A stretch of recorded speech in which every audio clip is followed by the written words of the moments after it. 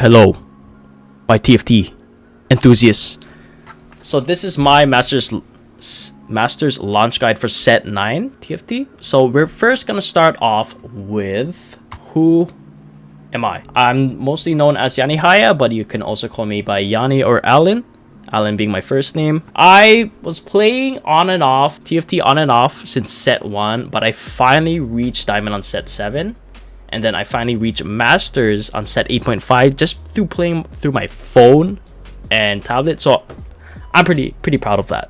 So we're going to be going over 6 comps in total. These are not going to be all the comps, but these are going to be the main comps I'm going to be using when I am climbing to Masters at least. So we have the 2 AD comps, Zaun, Zeri, or Ionia Aphelios. The 2 AP comps, Invoker Karma, or Teemo or Taliyah Reroll, and then the mix comps Veritcal Ionia and Slayer. Coming with set 9, first off, there's gonna be a new system called Legend. To summarize everything, they basically help you have more predictability in the augments you're gonna have, but the second and third augments are gonna be slightly weaker than just having random augments. The strength in them is just having that predictability. So I'm mainly gonna be using Poro because I know how to play flexibly, and they're always going to be a slightly stronger augment options than just having a legend. But if some people like having that predictability, so if you guys were to go down that route, honestly, I'm just going to do a quick rundown of what I would choose. So we have Twisted Fate TF for like best in slot items, or rolling the items you want for that specific comp you want to force. Earth for like emblems and spats. It's good for having like if you want that 9 Ionia or 6 Zaun. We have Vladimir, Master Yi, and Veigar. They're just overall gonna give you a stronger board power. Caitlyn, so I'm not gonna, or I won't explain what starter kit does, but it's gonna help you get a better direction overall. And then we got Tom Kench. It's okay. I would choose it if you really like to econ, but overall these are the legends I would choose from if I had to pick. Early item direction, I'm gonna be basing my comps of what items I hit. So in the early game, if I'm getting a BF sword or a recurve bow or a gauntlet, I'm gonna be trying to make a death blade or a last whisper. These are really core items, strong items for AD comps, especially for last whisper.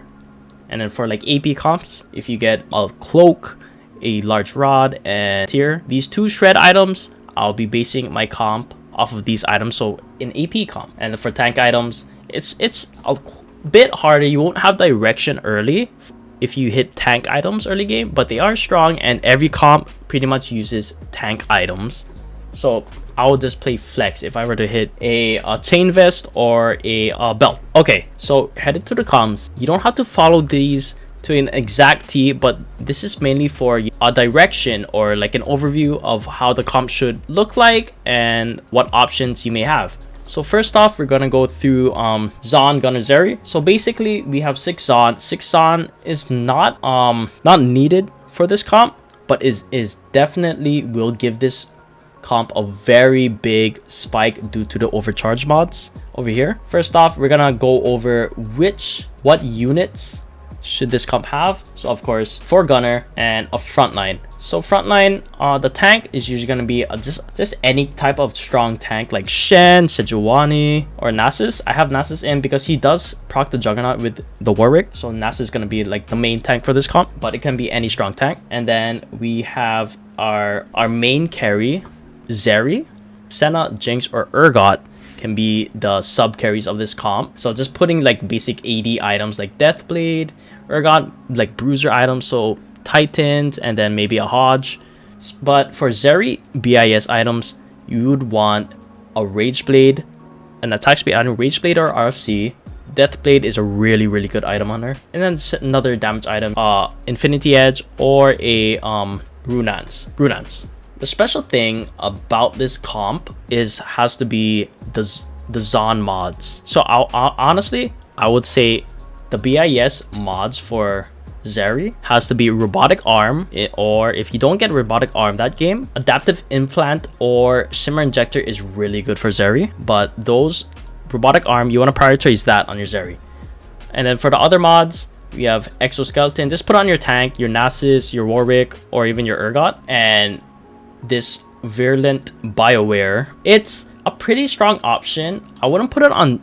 I would put it on Zeri if you don't get Robotic Arm or the other two that I mentioned, because it allows your team to do 25% more damage to the enemy team. But yeah, this is the Zaun gonna Zeri comp. For the next comp, we have Aphelios Deadeye. So we have two different variations to this. I put two because one requires a Last Whisper, one doesn't. So for the Aphelios Deadeye Freljord, you're gonna be running Freljord. Freljord gives you Sunder and Shred, so you don't have to build a Last Whisper in this comp. So basically, you can build 3 damage items.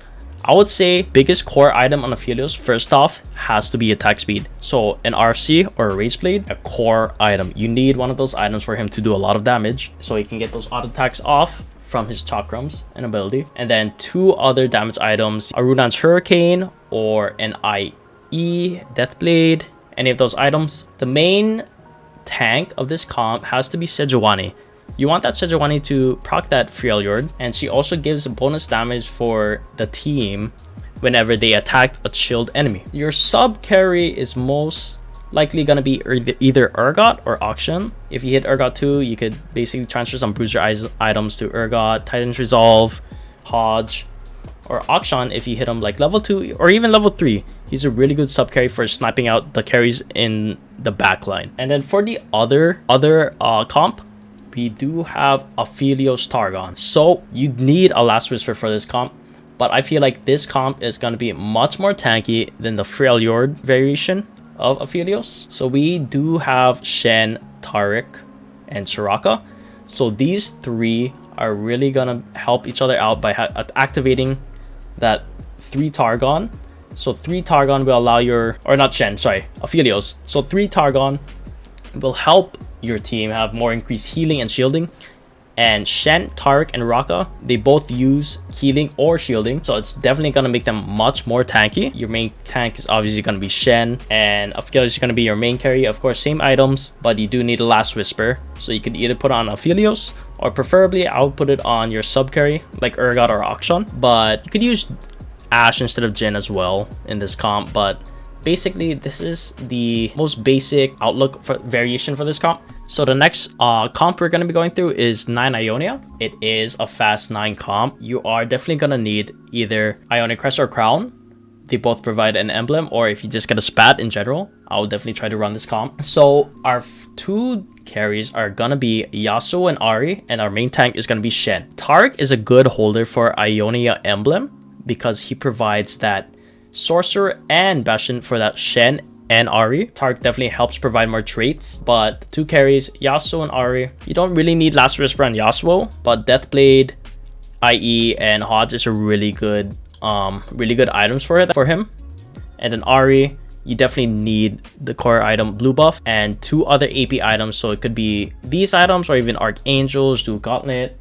But it's a pretty straightforward comp. It's just a vertical, and Karma can do a decent amount of damage if you don't hit that Ahri. So you could definitely use Karma as a item holder for Ahri if you don't have her. As for the next comp, we have Slayer.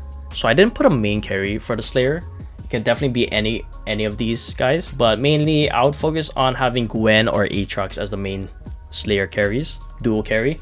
You don't really need tank items for this comp, but if you do get tank items, I would put it on my Kled because he scales off of health. His shield scales off of health, so I definitely would put it on Kled. But it is a mixed comp, so Gwen and Aatrox, Gwen being AP, Aatrox being AD. If you don't hit a Aatrox, you can definitely try out Zed because he does have that rogue up, so you could definitely make Zed the item holder for Aatrox. And then I would try to hit 4 Shadow Isles so that Gwen is able to, you know, get more survivability through that. And Senna is a really strong unit overall because she provides attack speed for all the unit for every time they are shielded. And overall, this is a pretty straightforward comp.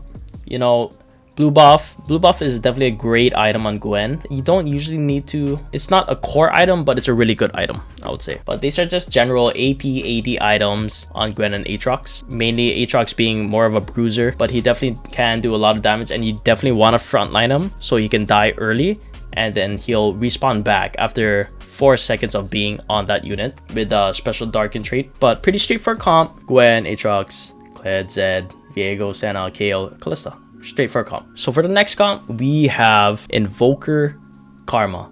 6 or 4 Invoker, either one. The main thing I want to talk about is if you want blue buff on Karma. If you have 4 Invoker, yes, blue buff can be a good item on Karma, but it's not core on her. For 6 Invoker, if you have 6 Invoker, you do not need blue buff on Karma.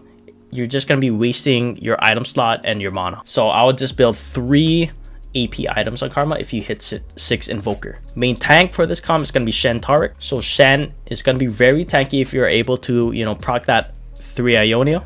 He's going to get a damage reduction for that Ionia bonus. And usually, sometimes Rise will have a really good ability, but sometimes he might not really have that well of an ability. So it really just depends if you want to put items on Rise or not, AP items on Rise or not. But if he doesn't have a good ability, I would try to dual carry this with Yasuo, or if you're still level 7, I would try to dual carry this with Lissandra. That's pretty much the comp for this one. So for the last comp, we have Taliyah, Teemo, Reroll. So for this comp, the main star of this comp is gonna be Poppy if you're doing the Taliyah Reroll. So Poppy, you want to 4-star your Poppy by hitting 3 3-stars on your board. So that could be like Taliyah, Poppy, and Tristana, or that could be Taliyah, Teemo, Poppy, or Poppy, Teemo, Tristana. Either one, you want to try to 4-star your Poppy. Once your Poppy's 4-starred, you want to have that 3 Demacia. So for the final comp, this is a really special comp that I really like. I don't know if it's getting nerfed yet before official release, but we have here Taliyah or Teemo Reroll. Yordo Reroll, actually. So the main core of this comp is gonna trying to 3-star either Taliyah, Teemo, Tristana, or Poppy. 3 of those units out of those 4 units has to be 3-star. If you're trying to do the Taliyah Poppy variation, you want to try and make your Poppy into a 4-star. So she always has to be a 3-star. So 4-star Poppy, and once you reach 3 3-stars, you wanna, on level 5, you want to try to level 6 and try and get that 3 Demacia up on your Poppy so that she can get 1 extra Radiant item, making her extremely tanky. She can just basically solo frontline throughout late game. So she's gonna be very, very tanky, and she'll actually deal a surprising amount of damage. The special thing about this comp is that once Poppy's 4-star, she'll be able to knock up enemies, and Taliyah's be able to throw rocks whenever Poppy knocks up enemies. So whenever an enemy is knocked up by anything, throw a boulder at them. That's her passive. So she's going to be doing tons and tons of damage. For the other variation of this comp, we have Teemo Reroll. For this one, Poppy's not going to be the 4-star of this comp. It's going to be mainly Teemo. Teemo's going to be the 4-star. And he is going to be applying a lots and lots of damage to everyone. For his 4-star upgrade, the explosion radius increases by 1 hex, but it does a ton of damage, especially if you have 3 items on her. So I would say the BIS items on Teemo has to be blue buff. You absolutely need blue buff is core on Teemo. Hextech Gunblade, and either Guardbreaker, Jewel Gauntlet, or Archangels, or even the Death Cap. Any of those AP items for the last item. But for this, main tank, of course, is going to be Poppy, and then Jarvan or even a Garen for your main tank. And overall, this board will definitely one-tap almost any board if you are able to hit that 4-star Teemo. So that's going to be the last comp for my video. Please leave any comments down below if you guys have any questions or if there's anything I can improve on. But this is my first video like this. My Twitch is going to be in the description. I'm going to be doing a 24-hour stream, okay? A 24-hour stream on day 1 of the set. So I hope you guys are excited for that. And we're going to head out. Thank you for watching.